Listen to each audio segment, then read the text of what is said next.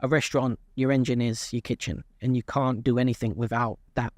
It's a pointless vanity project or a waste of space if your kitchen doesn't work. I don't really know if I want to be here anymore. There's no point me staying here if I'm not providing you the best service or I'm not giving you my heart in the company. If you're a fine dining and you're having people sitting there for 2 hours, 2.5 hours, every detail has to be perfect.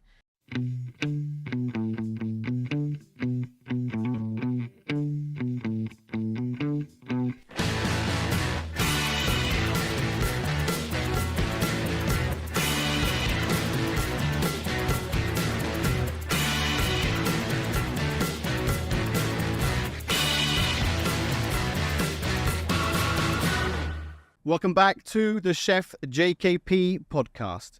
And on the show today, we have Govind Shepley, who is the creative director and founder of 2106 Interior Design Company. Govind, welcome to the show. Hi, how are you? Very good, thank you so much. I have to say it's the first time we've had an interior designer on the show. I do feel privileged, thank you. So we're really excited to have you here. But before we go into all of the design questions, can you please tell me your first ever or favorite childhood food memory? Got two actually. So again, I'm not a chef, so it's more about the experience of not really cooking or anything like that. Well, actually, one is not. Live with my nan and my auntie, and my nan always had a garden, so always kind of growing vegetables. We used to grow corn, onions, garlic. So that was kind of my first experience with food. And back then, used to absolutely hate it. It was a chore, having to dig up a big garden, having to play with the worms. Chickpeas, picking those from the pods. But now I absolutely reminisce about it and miss being in the garden, being outside, especially being in Dubai when you don't really have much greenery around. Which parts of England was that? London, so just outside of London, Uxbridge. So it was quite nice. We had a kind of nice garden, and she's obviously originally from India, so she was from a farming background, so she brought that back over when she moved. So yes, we used to grow everything. We used to have a plum tree, everything. It was just really nice. Sounds like a dream. Yeah, it was. Then it was a chore, and I was like, I just got to do this every weekend. Now I'm like, I miss it. I miss going in the garden, miss seeing it grow. We used to have strawberries, just everything like that, and just seeing ripe tomatoes, how she would dry them out, how it all works. And then I think the second one would be with again, we're Indian descent, so again with samosa, we used to make them at home. And with my two brothers, we would have a little train or a production line. So one would be kind of making the shape of it, one will be filling it, one will be closing it off. So it would be kind of like a little train. Again, we would absolutely hate it. It was tedious, but now I look back, I'm like, oh, that was really good. Like, it was time spent with the family, time spent with food, spent with my auntie, with my nan. So it was really good time to kind of get together and kind of do something. Generally through summers, just to keep us occupied, so we don't cause trouble. But it sounds like a chef's background almost, you know, what you're doing. Because I think that's fantastic, the way that I love the fact that your family got you involved in digging, all that kind of stuff early on. I think is really important. And then that production line. What sort of flavors were around when you were growing up? It was, pretty much traditional Indian food. So a lot of the turmeric, a lot of the other kind of flavors that come with those types of dishes. I can't really remember all of them. As I said, not really the best at cooking. Can hold my own, but not very well. My wife would disagree. So when you were growing up, what were your likes and dislikes food-wise? Again, it's really mad that traditional Indian food, I didn't like it as much. We just used to have it way too often. So we'd always kind of when we have British food, we're like, we'll have that today and we'll go through that. Now, because it's not readily available and my auntie can't be there to cook for me, I'm like, I want it more often. So whenever I go back now, it's pretty much just, can you cook this dish for me? Can you cook this dish for me? Like chicken curry, one of these lamb curry, saag, all of that stuff. So I'm just like, so I really maximize that when I go back home. My wife's mum is also a great cook. So she, again, going back, brote, breakfast, I can probably eat 4 or 5 of them just on the basis of I'm not going to get them again unless I come back to the UK when they come over. Got to take advantage. Yeah. And she'll just keep feeding us. So I'm just like, all right, yeah, that's good. I think I need to pop round and have a look. Yeah. So then, growing up, education-wise, which sort of path did you take through college? Did you always know you wanted to design, or did you have a different during college, I was training to be a mechanic, and I was doing engineering, car mechanic. And it turns out I absolutely hate oil on my hands, and in the wintertime, it's cold. I really just was like, all right, I can't do this. So we went to engineering. And then from engineering, I found that I liked the design side. So I had a diploma in engineering, then went into graphics design. So then did a 1.5 years, 2 years in graphics design, then realized I liked the architecture side from that. Wow. And then from graphics design, went into architecture, interior architecture, and started with that. Went to Nottingham Trent University. So it was kind of one of the best for our courses. It was that or go into the army, but I had to just kind of get away from where we were. Interior architecture, that really kind of opened my mind to just how things are, and that was really good. So I want to ask you then, obviously the mechanic part of it, not for you. Then you found the engineering side, because it sounds like such a fast progression after you left, the car mechanics. Because it really feels like you straight away. I was only in car mechanics for about 3.5 weeks before I realised I did not like it. Okay. I was out. So then what made you go into the engineering side of things? It was kind of both partnerships. So it was like, all right, I'm going to do car mechanics. I might as well learn engineering as well and see, because I thought maybe there's another line of mechanics that I like. So it was maybe there's something else in engineering that I would like that's not car mechanics, that's not outdoors. So I thought, all right, we'll see how that goes. And how old were you when you started the engineering? I think I was 16, 17. So it's quite young to actually be like, this is the path I want to go down. I mean, you enjoyed it. Yeah, well, I've always had quite a background in construction and hands-on, obviously, with farming or anything else we were doing. But then, so engineering was kind of that pathway I thought was the right one. Also, interior architecture in our family or anyone I knew, there was nobody who did that or took that pathway. It's quite specialised. In interior architecture. Yeah, so there wasn't really many doors open to me for looking at that. So it was more finding my feet to get to that. So it wasn't like I wanted to be an interior architect at the start. But through that progression of engineering, through that progression of graphics design, through that, and got me to where I was now. So it was a slow process, but it found the right path for me and gave me a lot of good key skill sets on the way. So then tell me about university. How many years was that? Well, it should have only been 4 years, but it took me 5. I failed my first year. Too much, I would say, not enough focus and a lot of partying or just not taking it serious. Mm-hmm. And it's not a degree you can take lightly. So the first year kind of didn't go as well as what I expected. But then, we kind of changed the perspective of that and kind of carried on. So tell me the decision that basically was the catalyst for you to sort of knuckle down. The first year, it was party, all that kind of stuff, not focused. When did you really think, I need to really focus on this? Because I just didn't want to go back to Uxbridge without any education or a degree, because I just didn't know what else I would do if I didn't go back to that. If I didn't finish this, I didn't have any other choice but to go back and work for or just do whatever. I didn't know what to do. Okay. This was the thing I liked. This was the passion I had. If I don't do it now, I'm going to lose that opportunity and then I don't know where I'm going from there. Okay. Yeah. So then if we scrub that first year and look forward to the next 4, how was the syllabus, the hands-on experience, all of that kind of stuff? It was good, actually. It was one of the best courses, as I mentioned, but it was developed into a lot to do with construction side, understanding how things are built, not just on the design side. So you would actually have a lot of model making, understand the engineering. So because it's interior architecture, it's not just the aesthetics, it's understanding how a concept's developed, how do you build something. So there was a lot of syllabuses in where you have to be really hands-on. again, part architecture, part interiors. So you kind of really got a good all over hands-on experience from that. And then there was 1 year where you had to do a placement year. And again, my placement year was a MEP company, back to engineering. So what does MEP mean for people who don't know what that means? Mechanical, electrical, and plumbing. Right. So I worked for a company that was kind of doing the architecture side and that. And I was doing a little bit more on the MEP, doing the drawings and the detailing and kind of creating, doing the layouts for them. That was the second, third, or fourth year? Third year. Third year. Yeah. Okay. And then that obviously opened your eyes a lot more because it was hands-on. Yeah. Right. No oil on the hands, I'm assuming. No, still got to wear my shirt. And then what happens in the fourth year?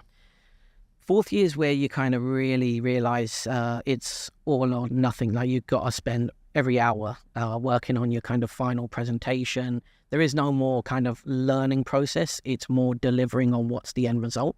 So it's kind of a good year of your dissertation as well as your kind of final project, which was good. Okay, so hold on. So normally you have a dissertation in most universities, but you had to deliver two things. Yeah. A dissertation, which is also quite tough and tricky. Yeah. And a project. Yeah. What was the project? Actually, my project was a hydroponic farm. So it was predominantly a hydroponic farm that could kind of created vegetables, food, and have a cafe with inside it. So kind of working around that, how to best grow produce. Wow. 10 years ago, 10 years ago, hydroponics weren't as sophisticated as now. So it wasn't really as well versed. But now, like, kind of the technology is like going fast tracking massively. So it was predominantly a project. It's a good 10 years ago now, 10, 11 years ago now. So it's quite a long time for that project. But it's interesting that you also geared it towards food. Yeah. You know? I think I didn't realize that I was doing that at the time, but still predominantly something that, again, hydroponics, farming, all of that stuff I was really passionate about. Growing, even had my own hydroponics on there in the office. Also to understand it as well. So then, after you graduated, when was your first sort of delve into the world of food and beverage and design? It didn't come straight away. So my first ever project or company I worked for was actually just one man on his own, an architect. And as a kind of deal we said, all right, he had a new office. And I did have a construction background before, like I did a lot of construction through the summer times.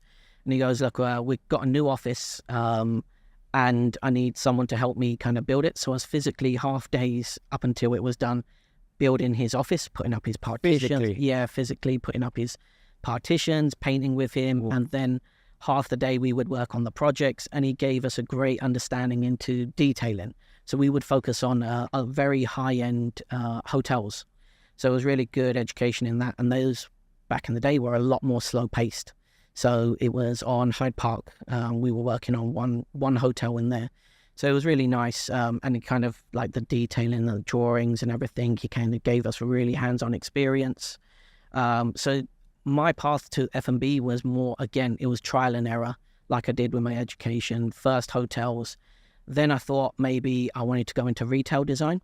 So I then worked for Hackett Fashion Label, creating concepts within that. But that gave us a good understanding. We created their concept stores across the world. That gave us a good understanding in brand development, how to kind of take guidelines, understand a brand which is already established. Worked for them for about 2 years.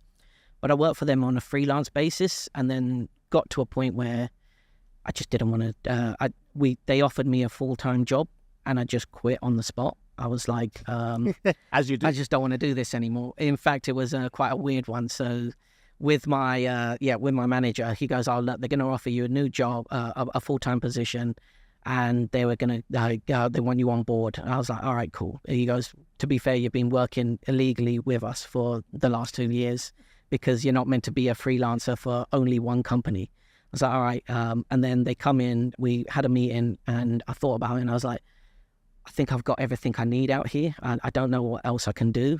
If I stay here, I'm not going to develop it as well. I think I don't like retail design. So I went over and they were like, oh, so this is what we're going to offer you. I was like, you know what, it's not enough. I feel like I don't really want it, and I think I'm going to quit.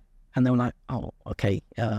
Sat back down on my desk, and my manager come over. He goes, I heard you quit. I was like, yeah. Well, they didn't offer me the kind of salary I wanted or anything. He goes, you never heard of the term negotiation? Like, you could have just negotiated your price point or what you wanted. You don't just go and say you quit. I was like, to be fair, I think I had everything I wanted to learn from them guys, and we had a great team. The people taught me a lot of stuff, so it was good. And then I was just done. So, and they were like, so what are you going to do? I was like, don't really know. So yeah, then wow. So you had nothing lined up. Okay. So just kind of quit. Quite brave. Yeah, I didn't really. I didn't spend a lot of money. Didn't really do much in personal. It was just more working. So I was like, I'll find something. There's always something out there. Right. And then I did get hired by another company, which again to this day I do feel bad for them, because went for a month, worked with them, and again they were really excited to have us on board. They were like, yeah, we're going to push the design section. Now we're going to go forward. They were predominantly F&B. And I was there for a month, and then another company called Black Sheep, which was kind of the F&B leaders, called me and said, look, we actually got another position. Would you want to come on board? This is the salary. And it was actually less than the salary that the other company were paying me. I said, yeah, I'll come on board. And they were quite upset that I left within a month. Ooh, but we went to, F&B for Black Sheep. They're the guys who did the first ever Jamie Oliver's, a couple of the Gordon Ramsays, first Brew Dogs. So I've got a really good education into creating concepts and working on F&B with them guys. And then, So that's when it started. Yeah. So tell me about your life then in London, designing or being involved with this company, Black Sheep, who were really, they were massive in the game of design, especially for F&B. Gordon Ramsay's, Jamie Oliver's. How was that for you? It was quite intense. Again, design industry is always quite high pressure. Time frames, also being a creative, we're not very great with time frames. We work till the end, to the last minute, and then we present. So there was a few nights where we slept in the office. Time frames keep going quickly. People want to change things. And again, as designers, we sometimes tend to design for ourselves. Then you got to work backwards. And you're always kind of slightly under-resourced. But it was good. It was, again, working in London, in Farringdon, we're right by Leather Lane, where all the food market is. You've got loads of different places around. So working in London, I think, was one of the best. I miss London a lot, for everything. Tell me about the pressure, because I think that's one thing which we haven't touched upon, that we don't necessarily, especially as chefs or F&B people, we wouldn't think designers have pressure. We would have the sort of idea that you're behind a desk, taking your nice time to design everything, and then you go on site, talk to the client. Tell me about the pressure, because people really, I want them to understand your job is highly pressurized. Yeah. I think you got to think about it as our job, or it's very subjective. So creating something, everyone's got an opinion. Everyone wants to talk about it. Deadlines. Also, when it comes to F&B, you have, say, a period of time where your rent starts. So we have to design something before that starts, and then you've got to go into construction, and then you've got to kind of get there. It's also designing a business. So if you make mistakes in that, it costs a client money. So we have to really consider what we do, how we do it. Time frames are tight. And then again, you've got so much subjective terms that people are looking at. Design, everyone's got an opinion on design. Everyone can say something, but they don't understand how much thought goes into how high the table is, what type of tables you've got. Do you have dishes that are small plates, so you need a larger table because you can have multiple? Is it a fine dining restaurant? So all of these small details, down to your skirting, down to the kind of level of details. If you can look into a restaurant and see, or a design and see nothing wrong with it, then you kind of haven't done it right. But also, if it just blends in, you've done it quite well. Nothing really. This is really interesting, Govind. Tell me about creative tempers. The clashes between owners, designers, chefs, because you must have seen some tricky situations when you're working on site. The client wants one thing, you've designed something else. Maybe the chef or the owner there must be some tricky situations. Yeah, there's always some. I don't think we've ever had a project where there's no kind of opinion based on absolutely nothing but someone else's opinion. So again, kind of an owner wants an idea of a restaurant because it could be kind of a more of a vanity project, or it's not based on a subjective term. He's seen something over there and wants it here. So we get a lot of that in this region, but you kind of have to navigate around that. But then you've got a chef who knows what he wants in his kitchen. He knows how he's going to operate his food, but doesn't always get listened to. Then you've also got designers who, we have big egos as well. Like, we have to kind of have this ego because you kind of have to have, you're selling something non-tangible. So you have to really be personable. You also have to have that confidence to say, no, this is what you want. This is how it's going to be, because we sell something that doesn't exist. So you have to kind of give them the idea or a dream of what it's going to look like before you get to the visuals.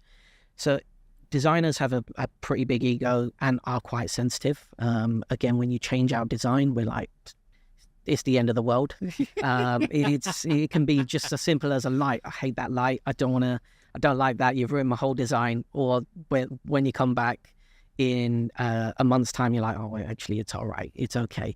But again, you got to think we've committed our time, our energy, our heart into that project.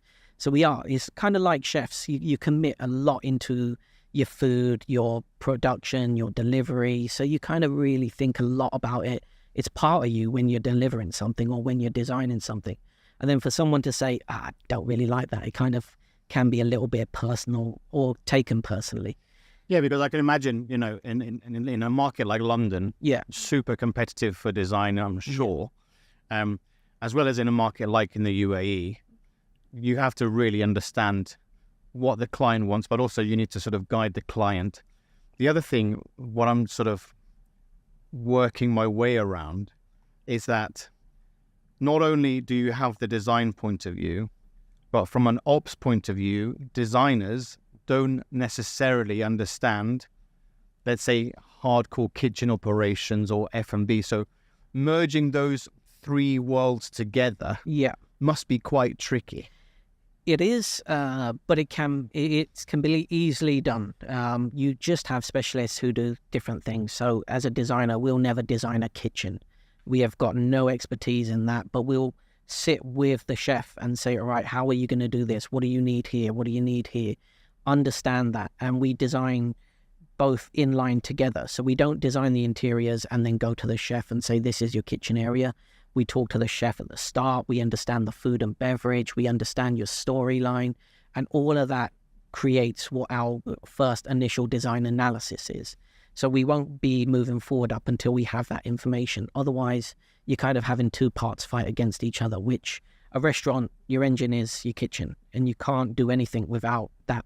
It's a pointless vanity project or a waste of space if your kitchen doesn't work. And your chef's just constantly fighting. Please listen, owners and business owners. The kitchen is the engine and the heart.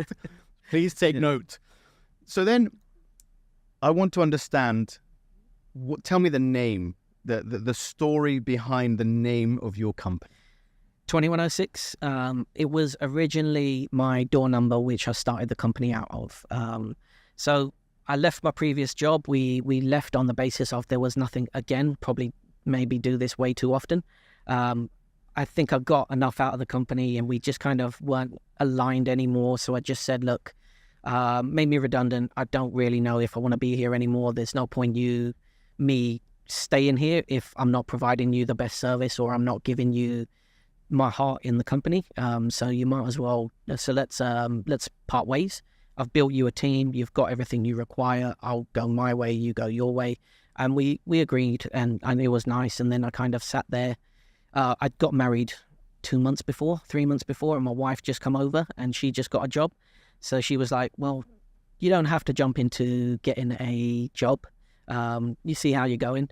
So I kind of sat there, and then I got a call 2 weeks after I left the company. One of the clients was like, oh, look, what's wrong with your project? It's going really bad. I was like, look, I'm not there anymore. So it's not my project. Then he called me up an hour later and he goes, oh, so what are you doing now? And it was more of a question than a statement. And I was like, starting a company? And he goes, oh, I think. okay, yeah, I think. And then he called me up an hour later and he goes, so do you want some work? I was like, yes. And he goes, all right, I've got two projects coming up. Would you want to be doing those? And I was like, yeah. So it just kind of started organically. Wow, that's nice. I had the work, didn't have a trade license, didn't have a name or anything. So I couldn't get paid. So I was like, all right, what's the best way to kind of take a name that we're kind of associates with us? And 2106 was actually my door number. So we started it off there. Nice. Started it off in the location in my apartment. Just got rid of the desk that I started the company out of, which was a painful task, which my wife was like, you don't work at home anymore. You've got an office. So I'm getting rid of your office. Oh, my God. desk. That's a very emotional... It's like, you just get rid of my stuff. So it was our door number that we started the company from. Yeah. Okay. And so now... So how long ago did you start the company? 5 years, So we're coming up to our 6th year, I believe. Yeah. So what's the ethos of the company? It's creating experiences with strategic data and information. So the way that we create experiences is, again, atmosphere, the idea, but we also use a lot of data and information to create our designs. So when you say having chefs, owners and designers arguing against each other on what we're creating, we use a lot of background information and research and data to kind of understand which way we should go, what's happening for the forefront of the industry, what's moving forward. So we focus a lot on that, combining interiors and design with data and information to create a very strong concept that's going to last the test of times. Wow. Yeah. So you're not... designing wise, it's not about the short term. You're really looking at the long term side of things. Yeah.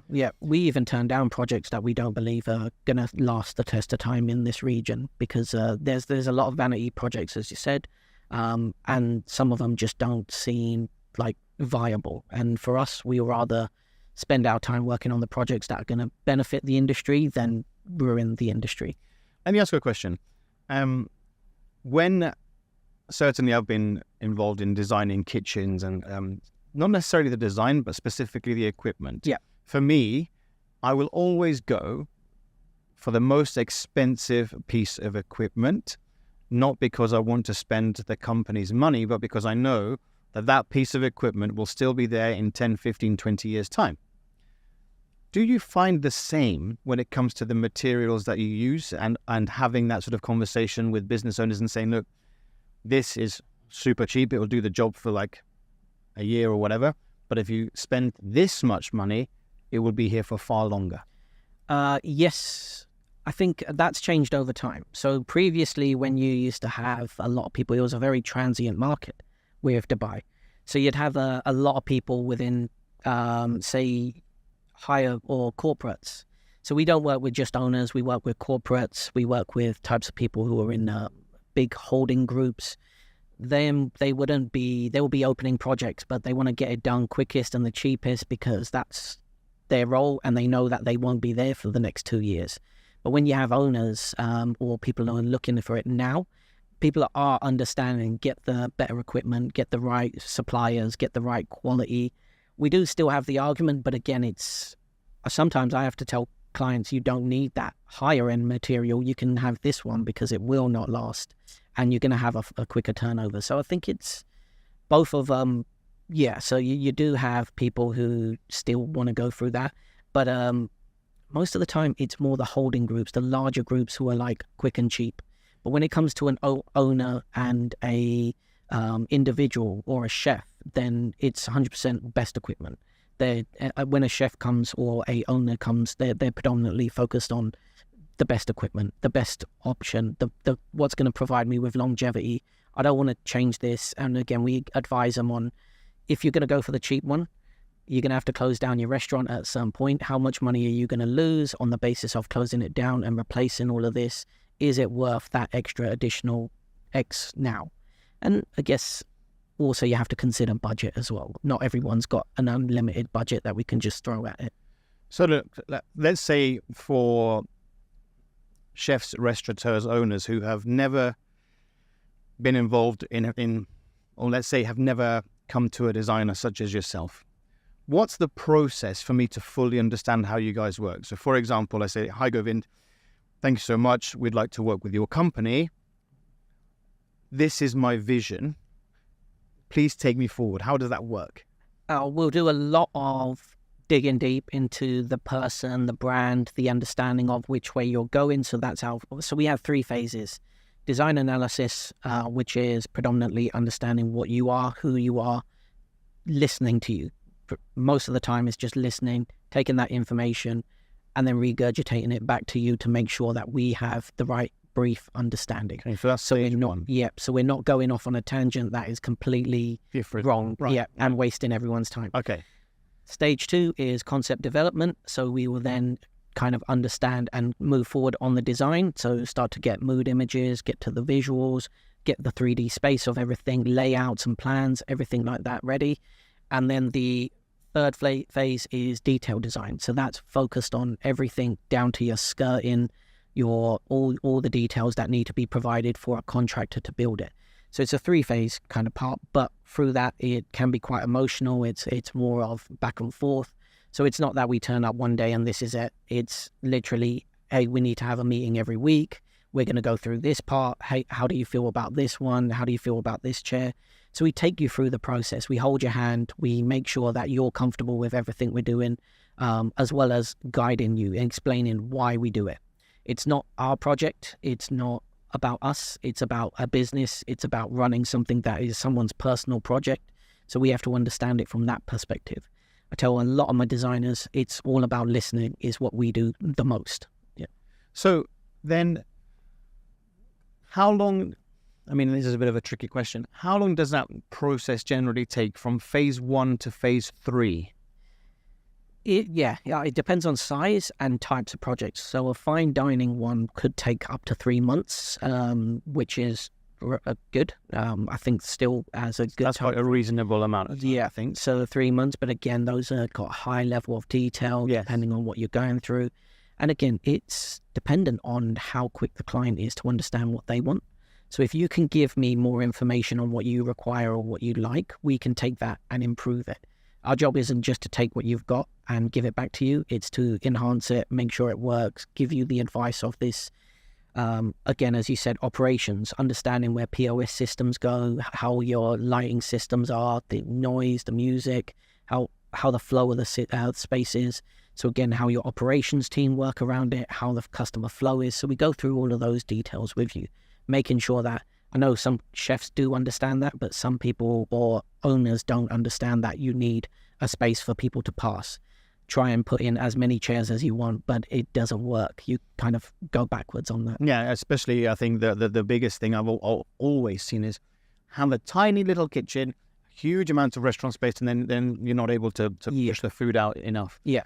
The reason why I'm asking you, Govind, is because I've heard, not that I know, but I've heard that some companies design companies do not go into the specifics and the detail. They just want to make a quick buck and they don't really care about your project, which I think is sad. But what's really refreshing to hear is that you really go into the hardcore specifics and details. Yeah. Because I find that really important. Yeah. But why is it important to you as a company to do that for the client? Yeah. It's our reputation as well. Everything we deliver is a reflection on us. So we need to deliver the highest quality. Secondly, it's educating people. So if nobody knows that you need a skirting level or your bar height needs to be this and the kitchen equipment doesn't go under it, it's going to be blamed on us, or it's going to be asked, why didn't you guys understand that? We do it on the basis of it's the best way we develop our quality as well. We may design a design on the concept stage that looks fantastic, but you can't see the little finer details in that. Down to, are your feet on your chair adjustable or your tables adjustable, the skirting around the edges, the beading, the detailing of the ceiling. How does your MEP or your AC sit? Is that above a client? If it's above a guest or anyone, then they're always constantly cold, then that's a bad layout for that. So there's a lot of detail that needs to go into it. So anyone who designs it without that level or just concept only, I think is doing a bad job because they don't understand how much detail is required to go into a restaurant.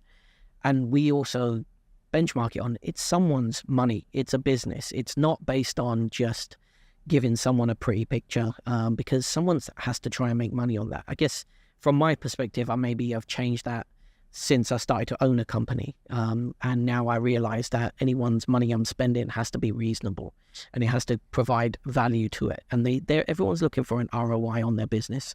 So that's where we have to make sure everything works, down to how much power and data that you need on your POS systems. How many hotspots are you going to have? So I think that's what makes the operations of a restaurant work as well. So you have to go into that detail. But that also will make you stand out compared to the rest. Now, let's say we finished phase 3. Yep. And then you go to your contractors. Are you still there when the contractors are around, or have you just let the client go? That's a client's choice. Right. Generally, we do post-contract work. So we will show up. Well, a contractor will always try and find the easiest solution. We'll always find the best solution. They want to get it, and again, it's their business to build. Yes. They're gonna want to get in, get out, and there's nothing wrong with that. They're doing their job. But is it your job to meet the deadlines, or is it the contractors? Contractor's job to meet the deadlines. Right. But it's our job to provide the information for the contractor to do their job. Okay. So it's not we do our job, they do our job. It's a team effort. Right. So we are working with the contractor to deliver with that. So we're all working for the client. So everything we do is in the client's favor. So we all have to sit down and say, all right, look, this is what we're doing. We have multiple conversations with contractors before we talk to the client. So if something goes wrong, we don't go to the client and say, hey, they're doing this or they're doing this. Right. We say, hey, how can we solve this problem before we talk to the client? Because that must be also very tricky. I'm sure you've been on jobs where, the contractor's done something, it's not in the design. That must be also quite a difficult conversation, no? But that comes with experience. You can find ways to solve a problem. We're problem solvers at the end of the day. So our job is to find a solution for the issue at hand. Also, you never go on a site in Dubai where it is exactly like the landlord's drawings. So there's always changes with a plan or a design. It will never go exactly how you plan it to go. So having that level of being on board really helps. So you can change things on site. It's a quick, some things may take 2 weeks if you don't have someone who's educated in making the right decision. It could be done in 15 minutes if I turn up and say, all right, don't do that, just do this, this and this. So it's about education, and it's about experience as well. Did you have that experience also in London where the design wasn't necessarily there, or the contractors didn't match, or was it less there than less? It's a weird one. Like when I go back to London and work in London, everyone just does their job. It's not contractors do the contracting job. They're really good. They understand the drawings. They understand that. They don't need their hand held. Designers produce a high level of drawings and details so that the contractor can do their job. Everyone's, again, aligned. And I guess that's where I take it and bring it here. Right. So here can be a bit of a conflict or two people arguing, but I think that's changing as well. Now everyone's starting to get a little bit more aligned, or the contractors we work with. We can have a conversation. It's not you did this, you did that. Okay. It's, how do we solve finger this? pointing. Yeah. Okay. We try and avoid that. And again, you can do that all you want, but it doesn't get us anywhere. So, and we all are here to do a job. So let's just move forward and go to that and get that done and solve the problem. And the other point that I sort of wanted to raise to you is that in the food game, specifically, the people that I interview are Michelin-starred chefs. Their restaurants are in 50 Best. They're in Gomelo. They're award-winning restaurateurs. Yeah. But nobody ever talks about the design that has contributed to that award. Because when I think about it, and what you're saying to me now are the same specifics or the same points of view that chefs go through when they're designing dishes or when they're designing experiences. So I think that's a really important point to make, that, of course, nobody, or as a client, you don't sit in a restaurant and go, oh, well, somebody's actually designed this table beautifully and I've got my feet here and I can sit for 3 or 4 hours comfortably. I think that's a really big deal. Yeah. Genuinely. Yeah.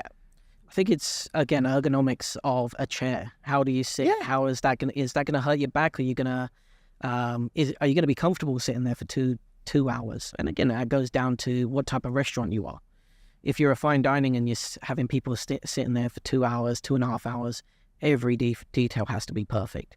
And the fact that nobody notices it, means that it's probably But you've a done your good job. Yeah. So nobody's sitting there going, "Oh, my back hurts, this chair," and yeah. But I think the design, the experience by the chef, and the operations, it all aligns. I think this day and age, you have to have all of it aligned, and you have to have it 50 on that dependence. Right. So it's not, all right, it's just the chef's food or it's just the atmosphere. Again, I would say the chef's food's more important. The food and the service and the delivery is slightly higher than just the interiors, because you can have a beautiful restaurant, but if the food and the operation is terrible, nobody's coming back. Correct. I think it has to go hand in hand. Yeah. But you're right about the AC. If you're having a beautiful meal and the AC is blowing directly on top of you, you're going to have a horrid experience. So as you said, it's all of these major details. The one thing I always say to my wife, whenever I go to any restaurant, I always go, it's the first thing I look for, the lights. Yeah.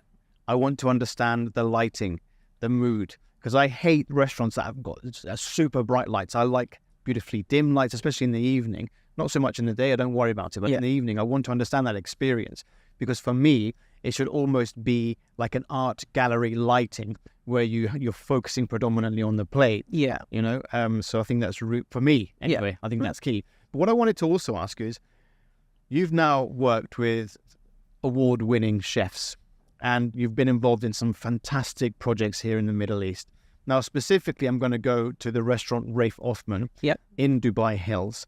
Bib Gourmand. Rafe is an award-winning chef, not just in the region, but also internationally.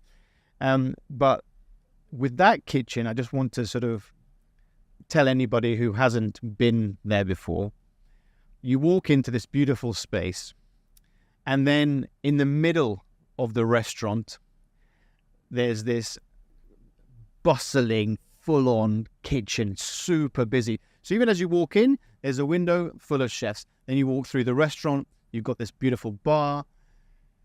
And then if you walk to the other side of the restaurant, it's kind of like this huge glass panel, again, full of chefs, the main kitchen, and it's busy. But not only that, Rafe and yourselves have designed something really extremely beautiful, which I really love, and I think is so clever, is the experience by Rafe Othman. But the actual restaurant is almost situated within the middle of the kitchen, and it's a restaurant. Yeah. So I wanted to understand how all of this project came about and the challenges you faced with this. The biggest challenge on that was the actual location. So again, you've kind of got a big horseshoe shape where you got a seat in. The landlord wouldn't allow us to kind of work in the corridors or certain areas. So you was bound by like literally the architecture of how you can work with it. So the way that you were saying with the experience from the bakery there on one side, and on the other side you have the chef's experience, it's because it's such a long process of spaces. So you had to create different atmospheres or keep customers intrigued, or don't feel like you're being shoved on the other end when you want to be on the other end. All the actions happening here. So we created points of actions throughout the whole space. Right. Creative experiences, and making sure that every area of that restaurant has its own experience or is no less than the other experience in the main restaurant. But then Tero come from Reef. He was like, I want a restaurant. I don't need to see it. I just want it away. It's only going to be about an experience of 12 people. I was like, okay, cool. And again, it was, how do we plug this in there? If you move it to one side, then you've lost half of a restaurant that needs to also make money, and he has to utilize that space. You lose that corridor space that you can't build into. So it was a lot of rejigging, working around with Reef, with a lot of the people with the team, and going through those processes of a lot of trial and error of plans. And then we kind of said, all right, look, the best way to do it is hide that one, put it in the middle, and we'll create that experience around there. So even to get into there, you have to go through the bakery. There is no separate entrance for it. It's going through the kitchen. Yeah, going through the kitchen. And it's really nice. Like, again, I was like, are you happy? He goes, I keep my kitchen clean. It's always good. I'm more than happy for people to walk through and experience that. And I was like, Then we looked at a couple of reports or foresights, and we talk about extreme restaurant designing and how you kind of really hero the food or create an experience through that. And that's kind of that experience. Tero was built around a homage of Reef and his personality. It's all about his cooking. It's about his experience. It's about telling his story. Every month there's a new menu. It's about his journey through a culinary experience. So it's really good. Like again, we got the Pac-Man machine in there. We got the kind of skateboards, the trainers. It's all about his personality. So we really had to kind of get to know him, understand what he's looking for, what his personality is, and then create something that's within that. And again, if you look at the design, it's pretty much like it's clean, but then you kind of hero on the actual cooking areas and the actual dining areas. So it's kind of this white box that focuses on him and his team cooking and creating those experiences. Because I think what is so, I mean, I really love the place, specifically because when you walk in, you have this beautiful casual concept, food very high-end, service high-end, everything high-end, but it's essentially casual, and high-end casual, I would say. And then you have literally no idea that there is another restaurant located in the heart of this beautiful outlet. And then when you do walk in, you don't even know it's there. You walk in through the kitchen, and then there's some sliding doors, and you say there's a lounge, which has this Pac-Man machine. You're like, it's fantastic. And then another door opens, and then that's where you see this kitchen, this omakase sort of experience with Rafe there. But I was thinking the whole time, like, from a design point of view, what a challenge. Yeah. But again, those are the best ones. Yeah, because it must do so much for yourself and your team to really push the boundaries. Yeah. Like, even to get out of the restaurant, you have to go through a hidden door. That looks like a brick wall. Even where the chefs come in or the team come in, they have their own hidden door from the kitchen. So it's really nice, kind of all these small little hero points that people remember, and kind of creates that experience. And how do you get a sliding door that you just press a button? You have to hide that button and go through that. Then you go back into the bar area, into Reef, through a fridge door. And again, you wouldn't notice that door has to go anywhere except right next to the wine and everything and the bar. So you just assume it's just another fridge. It was a good project to work with Reef. It was, I think that one took a little bit longer than we expected. But again, great person to work with. It was nice working with him. He, as a chef, trusted us quite a lot, had his opinion on quite a few things, but at the end of the day, he trusted us, and he took a lot of time to kind of understand who we are and myself. And I've got a really good relationship with him now. He also... Because you've opened a few now. Yeah. I think we're on our third one now, and we'll be moving on to a couple more with him. I think it was him who stopped me from even selling my company this year. Thank you, Rafe. Thank you so much. Yeah, gave me some good advice and just swore at me and just said, "Don't sell your company." I was like, "All right, cool. I would leave it." Yeah. But I think that must have given you also. Has it given you confidence to move forward, to work on bigger projects and to be more adventurous with chefs and F&B within the region? It's not given me we've always got the confidence to do more. It's getting the clients that allow us to do more. So we can do anything that you want, and we can push the boundaries all the time, but it's finding those right clients that allow us to do that, giving us the time to kind of give you the experience that you require. If you've got an idea, it's let's push it. It's not let's do what someone else has done around the corner, or let's do another Reef, or I've seen what you've done over there, let's do that over here. We never replicate. None of our projects, if you look at them, have kind of the same look and feel, same idea, nothing to do with that.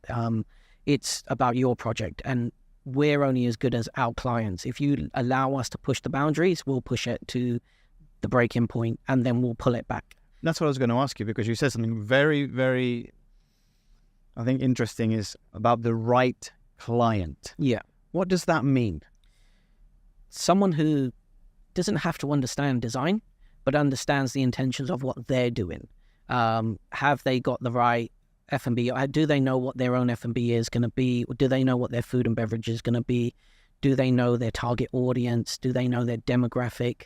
Are they choosing the right location? So all of these things need to be understood. A right client does get that. We can help with that. But again, are you trying to do a 300 square meter restaurant, fine dining, super high end in Al Basha? Because it's not going to work and nobody's going to really come around there. But if you can kind of find a really cool hole in the wall type of concept in that area, then yeah, you're going to get a footfall and you're going to get a kind of good return on that. And you're spending X amount instead of the highest amount you can. So I think it's going back to a client understanding what they want. And do they understand the market that they're stepping into? Because you do get a lot that they don't know. Well, I was going to ask you, is there such a thing as a wrong client, or have you ever had to refuse jobs where they don't align with your ethos of the company? Yeah, there was one client who wanted a Namos in Al Basha. So they said, look, we really like Namos. It's working really well in Jumeirah. And I think if we build it in Al Basha, it will do really well because this side of the market will come to it. And I was like, that is not true. Namos, you don't have the staff, you don't have the expertise, you don't have the menu, you don't have the location. Again, people were going to Namos, one of valet. I was like, well, how's your parking? They were like, well, we don't have parking. And I was like, so where is anyone going to park? And like, you're going to try and charge those prices in Al Basha? It's not going to work. And then they were like, yeah, but we think it is. And I was like, I agree with you that you think it is, but I don't want to be part of this project because I don't want my name to it. And right.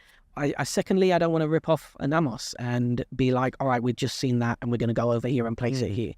Because that's someone else's brand, that's someone else's time, energy. A designer's done that, a chef's done that. There's ownership on that. Taking that and then moving it there and being like, yeah, we're just going to call it something different, but it's exactly the rip-off of that. It's not exciting for us. So it doesn't really showcase the right client. It doesn't showcase we want to push the boundaries, or it's just take that over here and move it there. And those types of clients we can say, all right, are not the right clients, or ones that say, all right, we're going to spend 10 million on a restaurant and it's going to be in JBR and it's going to be fine dining. And I see like, how are you going to get your ROI? How are you going to get, what's your price point? How are you going to make that back? Have you done any research into what your business model is? It's small details like that you can find and you can say, actually, yeah, they're probably not the right client, that they can't answer the questions of the business model. Right. And then you can say, all right, yeah, actually, because we need a budget to work to. Of course. We need to understand what your intentions are. If you don't have the right intent, or if you don't know your own intentions, then how are we going to be able to design it? And then it's going to be a reflection on us. Yes. So, yeah. So then the company's been here for some time now, well established. If I wanted to open a space with you, whether it's in Dubai, whether it's in Saudi Arabia, Oman, even the UK, is your company able to do that? Are you able to work internationally? Yeah, we work on several international projects. We work in Africa. Again, we're working in predominantly Dubai at the moment, but we're stretching over into Africa. We're looking at a few projects in India as well. So we are going over there. The only one that we haven't tackled yet is Saudi. We're just not ready for that one. We don't. We've kind of, or myself, I've always kind of wanted the market in Dubai and the UAE to grow and be more mature. And now it's getting to that point. I don't want to go into a market where we're not still in the same area where it's mature again. So I'm really enjoying at the moment how mature the market is in the UAE. It still can be better, but the process is better, the people are better, the clients are better. Whereas before we were working in kind of different areas and it was just not really exciting. But now we've got some really exciting projects and people know what they want. So we're kind of still focused on the UAE, and we still want to focus on the UAE because I think there's so much opportunity here. Yes. I think the growth of how everyone's going, Abu Dhabi, Iraq, Dubai. So yes, we can do international projects, but predominantly we're more focused on this region and grow in this region and educating people in this region. Yeah. Well, I was going to say, like, also the UAE generally seems to be something like a hub. Yeah. You know, design hub, culinary hub. You know, you name it. People really do come to the region. Yeah. COP28 is happening as we speak, so there's a lot going on. Yeah. But as a designer, you can design from anywhere and go see that space and understand it. As long as you go see the space first and understand it and understand the location, there's so much information out there. We work with a data mining company that can provide a lot of demographics, target audience, and all sorts of information for us to understand how we're going to design that space and give the client the right information. Now, off topic, Yep. you as the creative director, what do you like designing more, F&B or offices? F&B always. We do a few offices, but again, they're focused on hospitality design. Right. So we get a specific type of office design. People who want a certain experience when clients come to their office. Yeah. If it's your generic office, we generally just turn it down because, again, we have I just don't get to go back to those spaces. With a restaurant, the one good thing about that is information or feedback is hyper active. So we can open up a restaurant and we get feedback from the chef, we get feedback from the owner, and we get feedback from the guest. So we learn very quickly from one project to the next project to the next project, which is great. But you never go back to an office and be like, yeah, I've experienced this. Yeah, we maybe could move that light around. Right. Like, I can't see many designers going to sit and experience their offices that much, or even allowed to go back and sit there. Whereas a restaurant, you can go back and you can get hyper information very quickly, hyper feedback of that table there is wobbly. All right, how are we going to fix that? What was that supplier? How can we give feedback to our suppliers? How can we give feedback to this? How can we improve our industry so we can keep moving forward on improving on everything? Because you just have to go back once or twice. So even after a project is completed, you still are able to work with the clients or the owners and say, listen, I'm not too happy with this. How can we rejig, so on and so forth? As a designer, I don't think you're ever going to be happy with the end result. I think we're always willing to improve it. If you're not, then you may not be moving forward. And I want to ask you, so chefs in particular, they're always hyper vigilant on how to improve the experience of the customer and their dishes. I mean, they really go into the detail.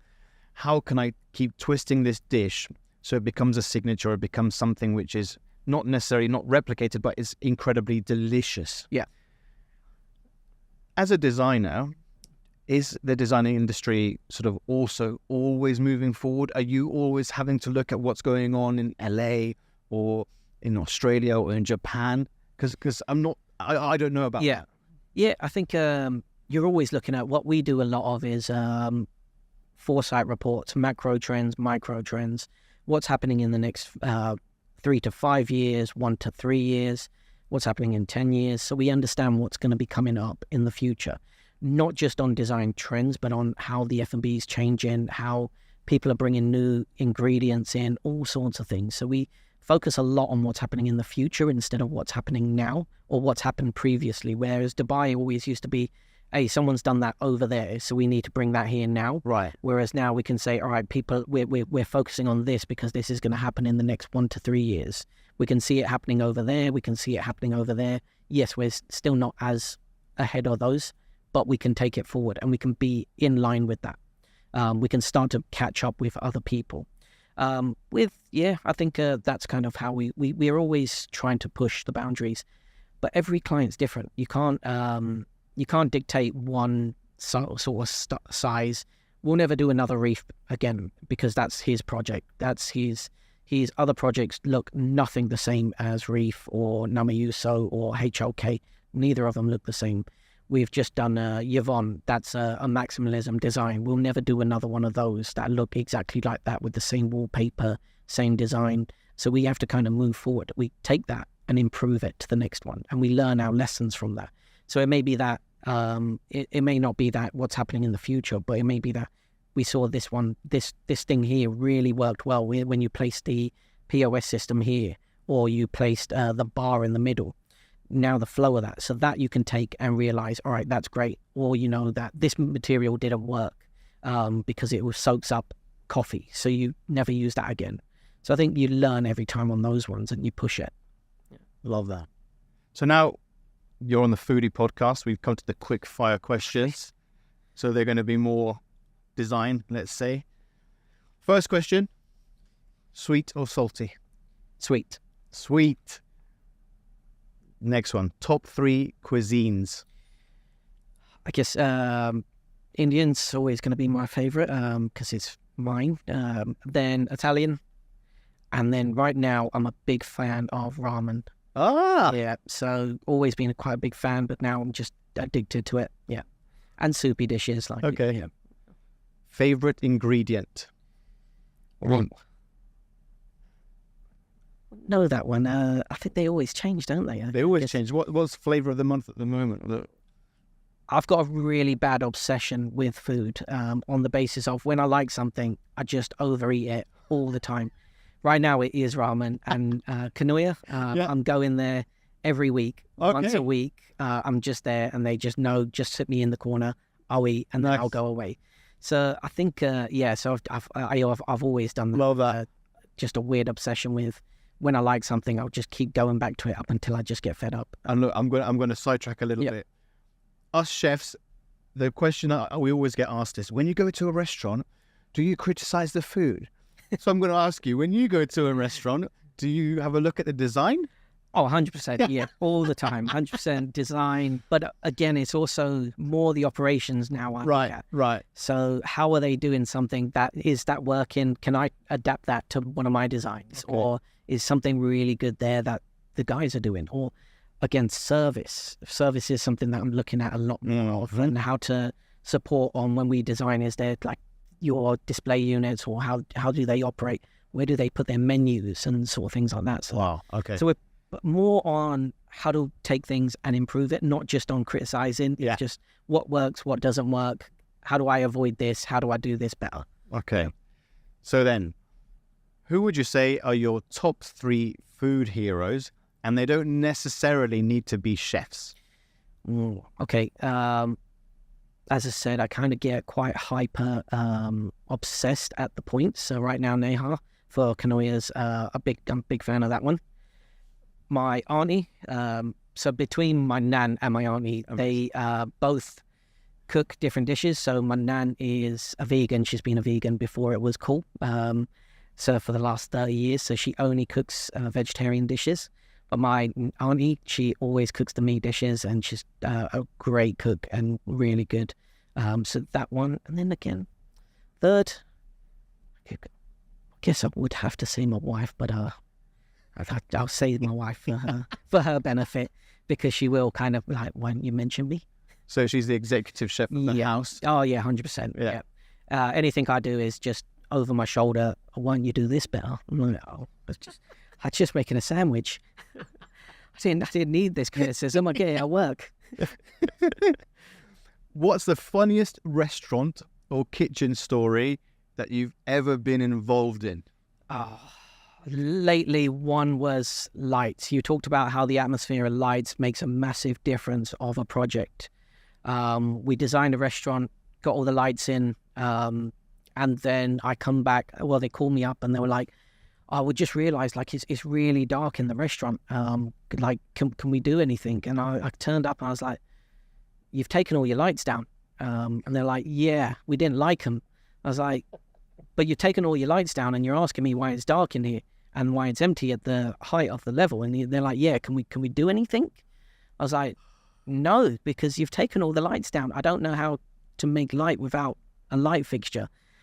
So we went around in circles. They couldn't understand why I was saying that.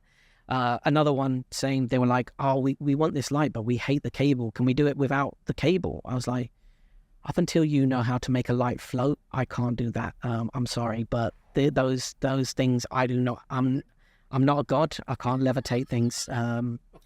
But I can help you make it smaller, I guess. Right. Make it black. Wow. So yeah, so that was a good one. We've had a few fun I'm sure. ones, and yeah. What advice would you give to 16-year-old Govind Shepley? Oh, I guess everyone learns at a different pace. I think everyone gets to a place at a different time. So, like when I started university, I had a lot of younger people around me because they started straight out of high school, and whereas I went into different educational programs before I got there. So yeah, I think everyone learns at a slower pace. I think it's okay to take your time. There's no rush. Be patient. I think this year has taught me that as well.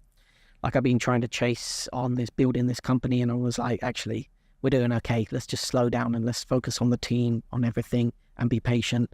We'll get there when we were ready to get there. Yeah. And then the final question. What advice would you give to chefs, restaurateurs on hospitality design? On the design, I think the design's pretty simple, but I think it's the background. It's understanding your target audience more. It's understanding your demographic. It's understanding who you're catering for. I think a lot of people create areas or designs in spaces that don't really suit. And I think that's a lot of things that we find, like understand your price point, understand who you're going for, who your target audience, how are you going to develop that? Marketing, again, is a big thing in this region. How do we get the name out there? How do you build brand awareness? What USBs are you guys selling that we can hero? Find your USB and we can really kind of pick out that and hero that within the brand and find you a source of kind of great marketing, great kind of focus, and work with you to kind of develop those things. Yeah. Wow. So then on social media, how can we find either yourself or the company? At 2106. At 2106 for Instagram, www.2106.com. And then myself is just at Govind Shepley. So okay, cool. So I'll put all of those in the show notes, so for everyone to have. So then, Govind, I just want a quick recap on what we've discussed because it's been incredible. Your food memory, I think, is phenomenal because it's basically the same as the chefs. And I love that you were in the garden growing up. Obviously, your likes and dislikes, obviously the samosas with your brothers. I think that's really, really cool. The education, going into design, of course. And I love the fact that you started with something, it didn't fit you, but then you went into something and really took into an incredible journey. Then I love the issues about creatives, tempers, feedback, chefs, and everybody learning from each other. I think that's really, really key. Obviously, the name behind the brand. Unfortunately, the desk has gone. Yeah. But it's okay. It's okay.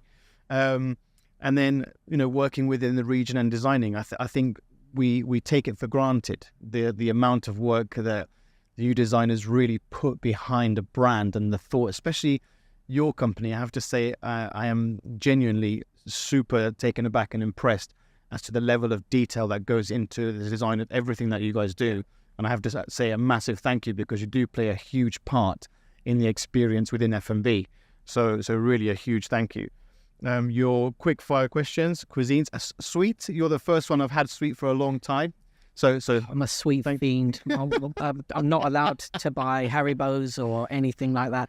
In fact, I took my daughter for a walk yesterday and I picked up a bag of sweets and just come back. Ate it all in one evening. No shame. No. Exactly. So it's okay. It's okay. I have to say, we recently had the head chef of Heston Blumenthal here, and he has a fetish for sweets and lollipops. So don't worry. You're in good company. And apart from that, listen, the advice has been phenomenal. I've learned a huge deal. I know that the listeners are going to learn a massive amount. And really, I just want to say thank you so much for taking the time to come on the show. It's been fantastic. And really, thanks for having us. I know where to come if I need any designs for my future restaurants. Thank you. So really, thank you so much. Thank you. Thanks for having us.